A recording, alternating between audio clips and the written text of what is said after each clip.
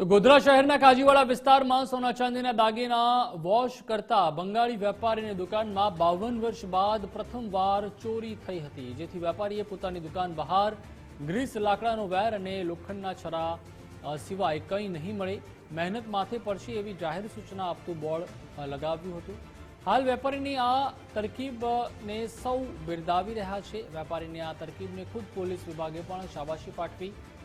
વેપારીએ ચોરોને તેઓની મહેનત નિષ્ફળ ન જાય અને પોતાને તાળાનું આર્થિક નુકસાન ન થાય, જેના માટે આ સૂચના દર્શાવતું બોર્ડ લગાવ્યું છે, જેમાં પણ વેપારીએ પોતાની મહાનતા દર્શાવી છે અને ચોર માટે ભાઈઓ શબ્દોનો ઉપયોગ કર્યો છે।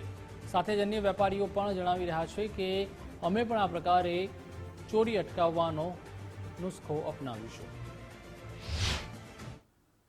मैं 1971 से यहाँ पर हूँ काजीवाड़ा इलाका में। मेरा पॉलिश का दुकान है, सोना चांदी धोता हूँ और मेरे दुकान में फर्स्ट टाइम 52 साल बाद ये ताला तोड़ा है। उसके कारण से मैंने लिखा, जो सामने वाला को बोला कि आपको कुछ मिलने वाला नहीं है, स्टील का छेड़ा, लाकड़े का घी सा शैम्पू, और आप ताला तोड़ रहे हैं, इसमें आपको मेहनत पानी में जाएगा और कुछ मिलने वाला नहीं है।